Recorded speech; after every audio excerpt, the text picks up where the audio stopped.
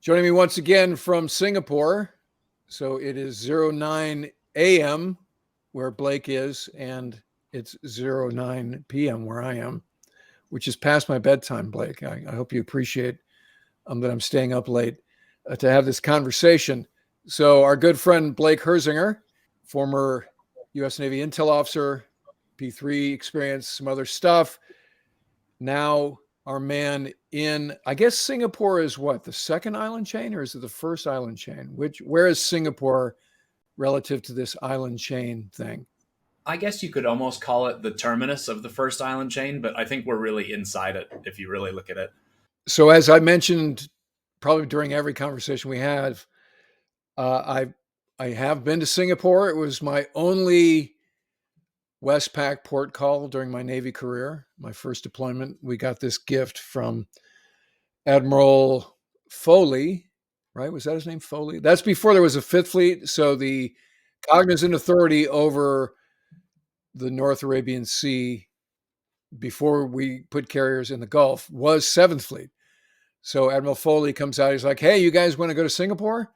Singapore is a long way from North Arabian Sea where we were on station there. I guess that's Gonzo Station, and 6-day transit both ways." And it was just a very cool place, very clean, great restaurants. We had a blast. We went to Boogie Street, which is their version of the Gut. There, I don't even know if it exists anymore. Maybe they've cleaned that place up. It's significantly gentrified. There's a lot of changes. There's Orchard Towers, which if your viewers have ever had their own port calls here, they've probably seen. That is now closing down. All the nightclub operators have been given notice that they've got to leave. That's a unique one because it's traditionally technically off limits to sailors, but it's actually better than all the sailors go there so that they don't get lost. And NCIS only has to keep an eye on one building. So you've got, all your sins in one tower, but no more. Singapore's cleaning up its act. They don't want it anymore. Don't want the dark side anymore. That's a bummer. When you lose the dark side, you lose your character. What right? do you do? Yeah, what do you do? And there's Raffles, right, where the Singapore sling was invented or created or whatever. We were at the Goodwood Hotel. That's where we had our admin. Is the Goodwood still there? Oh, yeah, it is still there. Not funny, interesting history about the Goodwood. That used to be the German club prior to the First World War. And the colonial authorities said, well, you have invaded the rest of Europe and you don't get to have a social club anymore. And we're making it a hotel. And it's still there. I did not know that. We had a great time at the Goodwood. That was a great hotel. And they were very good to us for the time we were there. So this has been our brief history of the city of Singapore. I know we're going to get hassled in the comments for, hey, the actual topic starts at minute whatever. So thank you, loyal viewers, for indulging us on this topic.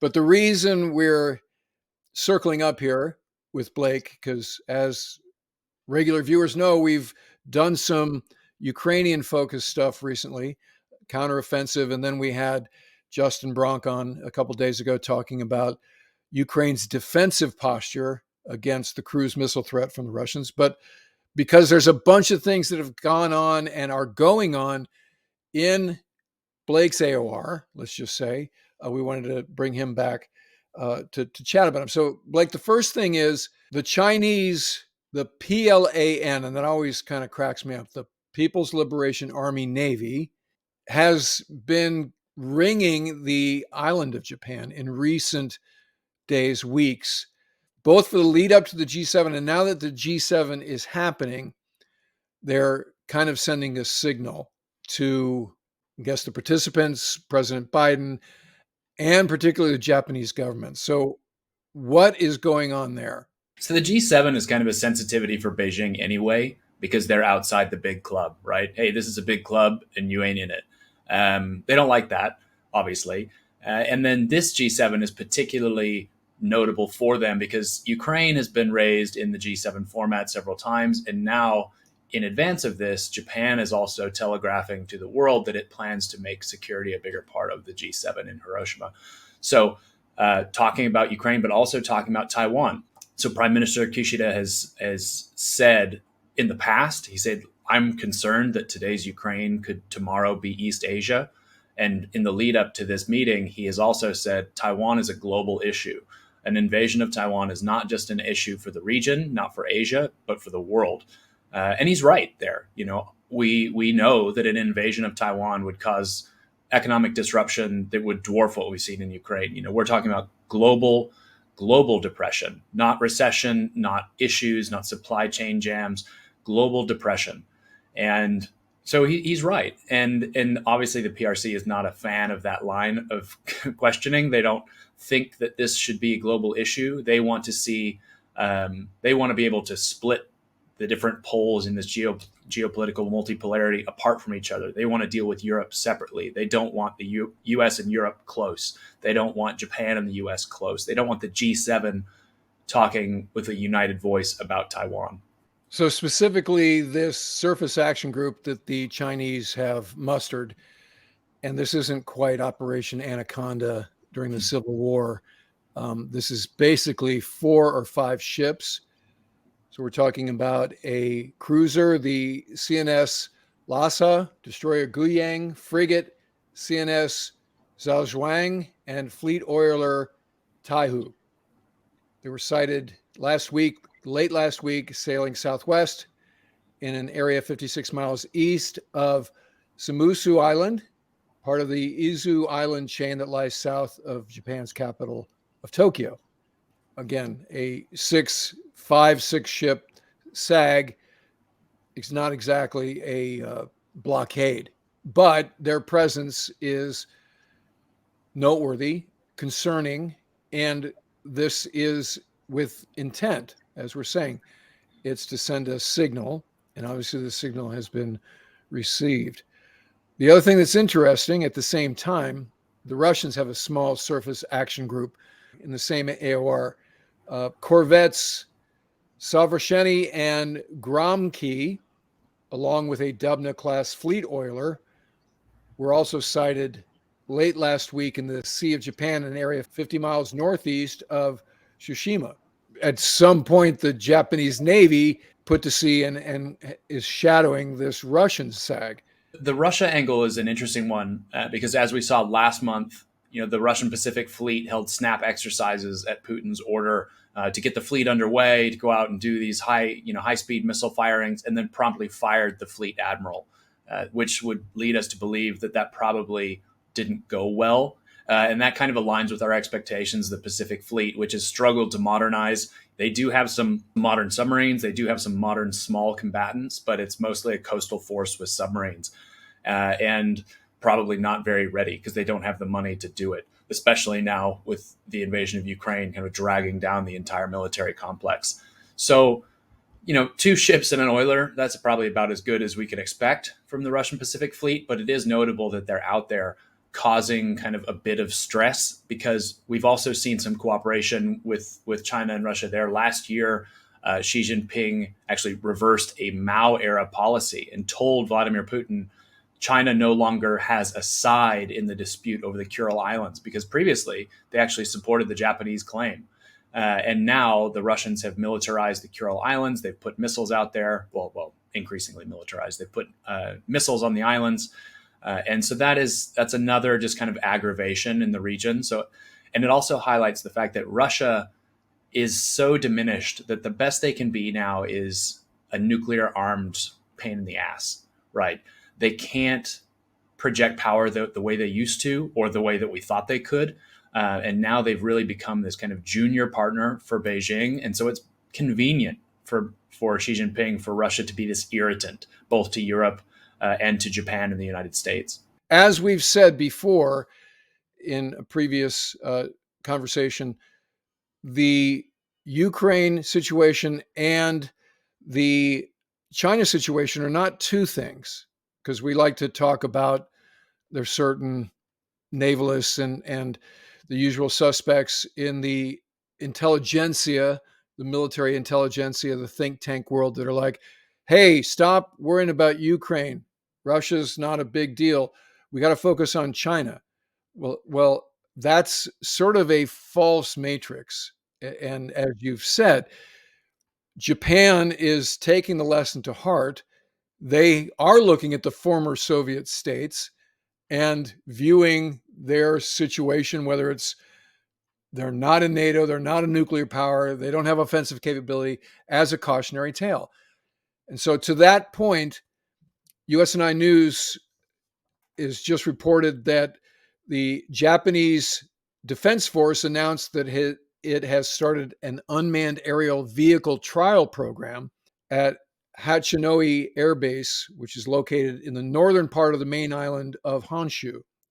The trial involves a single General Atomics MQ-9B Sea Guardian, which is under lease from the company. The program will assess whether Japan can utilize unmanned systems in the Security Defense Force mission and replace manned assets. This development is not lost on China. Further, the Japanese Navy is increasingly acting as an expeditionary warfare service. They're venturing beyond the horizon in ways that they heretofore, and like since MacArthur was the viceroy in Tokyo, haven't done. So they're like, look, we're not going to sit on our hands and expect that 7th Fleet, U.S. Navy is going to take care of us. The idea that the JMSDF or the JASDF would acquire the Sea Guardian, I think, it's great. Does China view it as provocative? It's almost falling into their line of argument on this, because China views everything as provocative. And in fairness, they are provoking everyone. So it's kind of, China has provoked everyone by this enormous naval build out with no transparency, right? Hey, why are you building that huge navy over there? Oh, no reason. Definitely has nothing to do with invading this small island just off our coastline, right? So the whole region is uncomfortable, and the whole region is changing the way that they think about defense, changing their acquisitions, increasing budgets, increasing force sizes. And then now China's complaining, oh, but the region is militarizing and we don't like it. It's like, yeah, because there's an enormous military being built right in the middle of it, pointed at everybody. So the ASW piece, where the Sea Guardians would come into play, the Japanese islands and that whole island chain occupies an immense piece of the territory that the PLAN would need to escape in the event of a conflict. And this is, Chinese submarines pass through the archipelago constantly. And heretofore, the Japanese have surveilled that in company with the United States with things like P3s, the new Kawasaki P1s.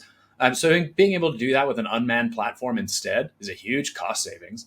It's a great capability for the Japanese to acquire.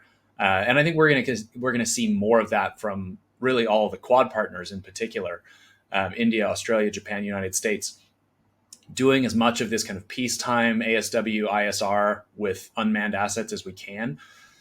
Because it saves a lot of wear and tear, as you know, Ward, on platforms, saves a lot of maintenance. And, pilots and crews and stuff can get their hours elsewhere and get their training in on real life events or whatever. So as these platforms increase in their ability to get the ASW mission done, we're going to see more of them regionally. Anyone who the U.S. sells to, they're going to be very popular. So you mentioned the concern on both sides. The concern on the American allies side is manifest in these bilats, and they are going on in earnest, even as we're sitting here. There's the first one is called Cooperation Afloat Readiness and Training, is a bilateral exercise between the Royal Thai Navy and the U.S. Navy. That's going on now. And the 7th Fleet, in a news release, said Carrot Thailand is a bilateral maritime exercise taking place ashore in Setahip and at sea in the Gulf of Thailand. The Independence variant littoral combat ship USS Mobile. You wonder what those ships were for? There you go, naysayers. Yep. And they're working with Royal Thai frigates. Meanwhile, you mentioned the trilateral agreement. Well, I'll do you two better, Blake. The 5-power defense arrangements, FPDA, is doing an exercise called Bersama Shield, which is taking place right off your waters there in Singapore and the southern east coast of peninsular Malaysia. And again, if I'm China, I'm like, there are a lot of moving parts and there are players in the region that we haven't seen before, right? And those players are like, right, because you're building this gigantic navy and it's the biggest in the world. So this isn't just in a vacuum we're doing this. But These five power defense arrangement countries are Australia, Malaysia, New Zealand, Singapore, and the UK. So they just finished this exercise, this bilateral exercise. It was a ground sea, lots of ships, lots of aircraft, lots of ground units. The last player here that I want to point out is the Italian Navy. So the Italian Navy is also doing forward presence in a way that I don't remember them being in the region like this much, but they just did a port call in Ho Chi Minh City. Now they're on their way to Bangkok for another port call as part of their Far Eastern presence deployment. So again, if I'm China, I'm like, wow, there's a lot of players in this region now. And all these players are like, wow, China, you've grown your Navy and you're doing all these provocative things. Nancy Pelosi visits Taiwan. All of a sudden, we've got J-20s intercepting our RC-135, something we talked about in a previous episode. If you haven't seen that one, check it out. And now, because of the G7, Japanese leadership's comments about Taiwan that you talked about previously, we are now doing Operation Anaconda, in a 5-ship fashion with malice. Do we believe that threat is ascendant, or is it calming down? Is the Davidson window still accurate? Because, by now, what is it? It's like we're down to 4 years, 3 years when Admiral Davidson, presaged when they'd be in battery to invade Taiwan. So what are you hearing about the threat of a Chinese invasion of Taiwan? The Davidson window question is one that I feel like always needs context. And I know we've talked about this before on the show, and many of your viewers are probably familiar, but if there are any that are not. So when Admiral Phil Davidson said the PRC is seeking the capability to be able to invade Taiwan by 2027, what he was referring to is repeated comments from Xi Jinping that he wants the PRC's military, the People's Liberation Army and People's Liberation Army Navy and all the rest, to be ready, to be able to invade Taiwan by 2027. It's in no way a operational timeline, but it's very much a readiness and capability timeline, because actually internally, most Chinese military thinkers that you can still read, and they are getting fewer and fewer. And then external facing comments from Chinese leadership say, actually, the Chinese themselves don't feel ready. They think if they went for it today, they might lose, or they could very well lose. And for Chinese leadership, a 50-50 toss-up on a invasion of Taiwan doesn't work. It has to be, yes, we will win. There is no way we can lose. Because if they lose, they effectively throw everything they've done for the last 30 years out the window. This whole campaign of getting rich, getting strong goes away. And the Chinese Communist Party's authority is lost forever. Like, this probably shatters the Chinese state if they go to war over Taiwan and lose. So the Davidson window is really a readiness question. And I don't think that has changed. So the Chinese are still on trajectory, still training, still learning new things, still working towards the goal of being ready, which has been their goal since the Second World War, since China declared independence in 1949. Since the PRC was established in 1949, reunifying Taiwan with the mainland has been their primary goal. And it still is. That has not changed. There is certainly more global attention on Taiwan. And part of that, they have their junior partner, Vladimir Putin, to thank for, right? If he had not invaded Ukraine, the rest of the world would probably still be on this, happy dreamland island where war doesn't happen. This Francis Fukuyama end of history, countries don't invade each other thing. Even though that hasn't been true ever. There have been any number of wars of invasion and territorial conquest over the last several decades. We would still probably be in that headspace if Putin hadn't invaded Ukraine while we all watched. So he's done Xi Jinping no favors in waking the world up to the fact that, hey, this is real, and China could very well invade Taiwan.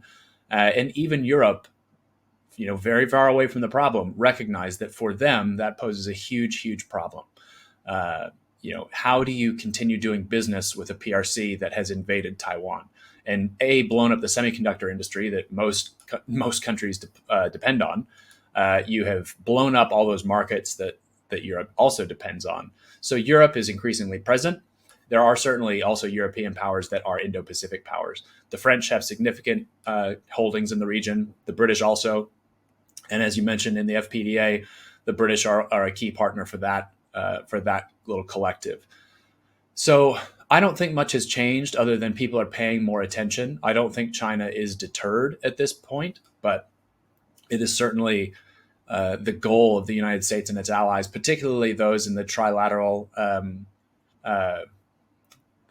you mentioned, U.S., Japan, Australia, because those are likely the three powers that would be involved in countering an invasion if it came to that.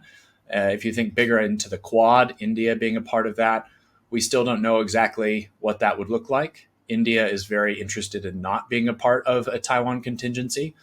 They don't necessarily see that as something they would need to be directly involved in, but there are certainly ways to think about that in, burden sharing, taking the weight off the U.S. in the Fifth Fleet and in the Indian Ocean, letting U.S. Forces get to Asia, shouldering a bit of the maybe cooperative logistics in the Indian Ocean region, refueling and resupplying U.S. ships on their way to the fight, providing resupply and repair in India. So we've seen that actually with several USNS ships stopping in Indian ports for mid deployment repairs, and that's great. That's a huge step forward for us, and something that I think we will continue to see with the U.S. India relationship. So Blake, always great to have you on the channel. We'll look for your writings at Foreign Policy and SimSec and War on the Rocks and Proceedings and all over the place. And we look forward to having you on again very soon. Thanks, Ward. Looking forward to it. All right, that'll do it for this episode. If you are not already a subscriber, become one so you don't miss anything going forward. If you'd like to help support the channel, please consider using the super thanks, the heart icon below, or become a patron at patreon.com/Ward Carroll. And in the meantime, I look forward to talking to you again very soon.